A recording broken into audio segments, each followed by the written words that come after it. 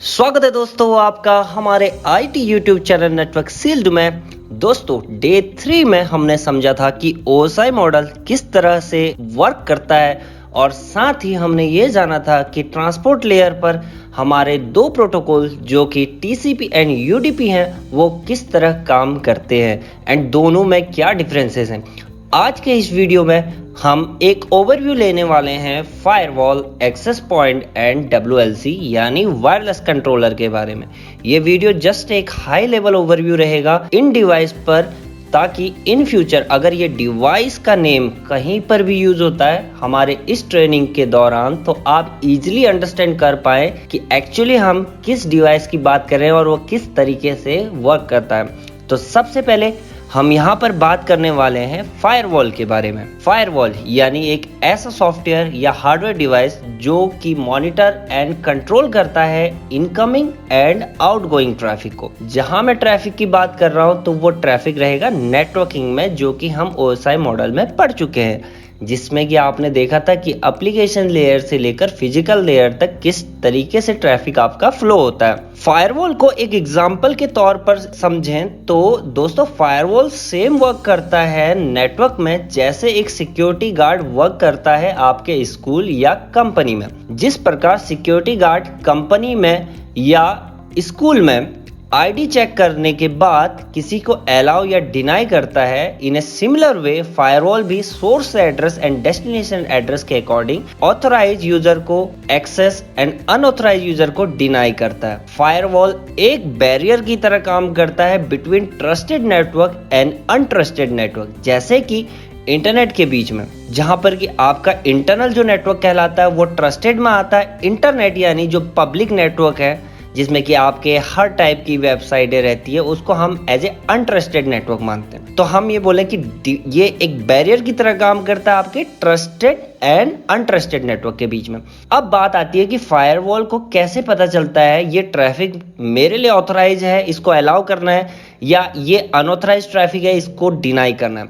सो दोस्तों हम लोग फायरवॉल पर रूल क्रिएट करते हैं जिसमें कि हम फायरवॉल को ये बताते हैं कि ये आपका सोर्स, ये आपका डेस्टिनेशन है। तो जब भी ये ट्रैफिक इस सोर्स से इस डेस्टिनेशन के लिए आएगा तो आपको अलाउ करना है, या हम उसको ये बताते हैं कि जब भी इस सोर्स से इस डेस्टिनेशन के लिए कोई ट्रैफिक आएगा तो आपको इस ट्रैफिक को डिनाई करना है। तो ओवरऑल फायरवॉल जो है वो फॉलो करता है पॉलिसीज को जो कि एक एडमिन क्रिएट करता है फायरवॉल पे। दोस्तों फायरवॉल के बारे में अगर और डिटेल इंफॉर्मेशन चाहिए तो आई बटन पर क्लिक कीजिए जो अभी इस वीडियो पे अपीयर हो रहा है, या मैं एक लिंक के डिस्क्रिप्शन बॉक्स में ऐड कर दूंगा। आप डिस्क्रिप्शन बॉक्स में जाके उस लिंक पर क्लिक कीजिएगा तो वो आपको रिडायरेक्ट कर देगा मेरे उस वीडियो पे जहां पर कि मैंने डिटेल में फायरवॉल के बारे में समझाया है। दोस्तों अब बात करते हैं हमारे नेक्स्ट डिवाइस जो कि है एक्सेस पॉइंट, जिसे शॉर्ट फॉर्म में हम AP बोलते हैं।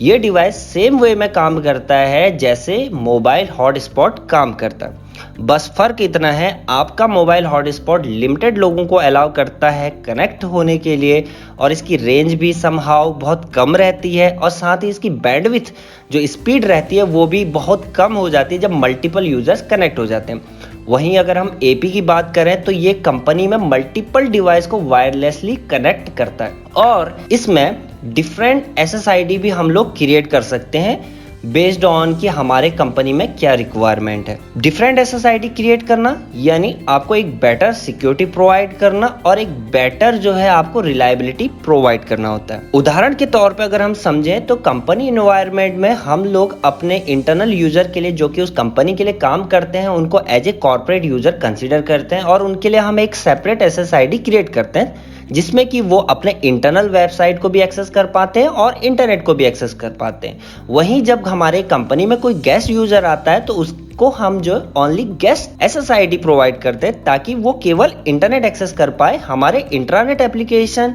और उससे जुड़े हुए सर्वर्स को एक्सेस न कर पाए, या हम इन्हें सिंपल वे में ये बोले कि वो हमारे नेटवर्क के साथ कोई छेड़छाड़ न कर पाए।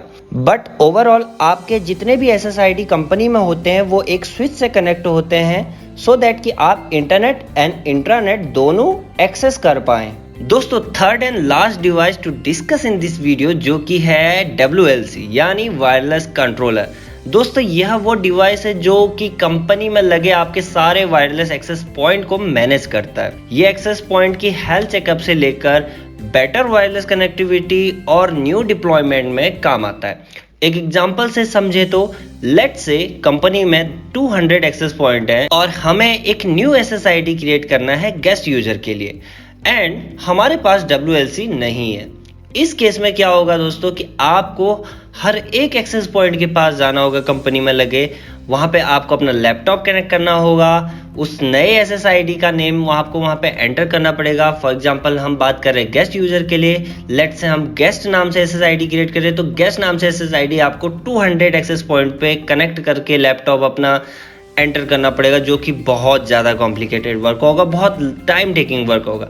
अगर वहीं हम ये काम एक WLC यानी वायरलेस कंट्रोलर की हेल्प से करें तो विद इन 5 मिनट में आप एक न्यू SSID क्रिएट कर सकते हैं और सारे 200 एक्सेस पॉइंट पर उस SSID को पुश कर सकते हैं। दोस्तों WLC ना कॉन्फ़िगरेशन करता है बल्कि मॉनिटरिंग भी करता है। आपके जितने भी कंपनी में एक्सेस पॉइंट लगे हुए हैं उनकी हेल्थ चेकअप से लेकर बैंडविड्थ मॉनिटरिंग तक आपका WLC करता है।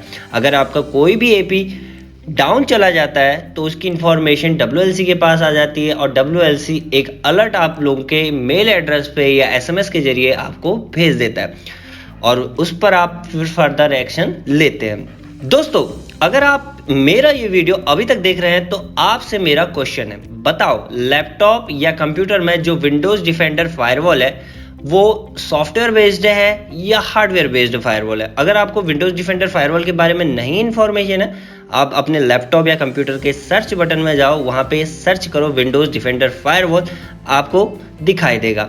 अब आपको आंसर देना है कमेंट बॉक्स में, मुझे इंतजार रहेगा आपका।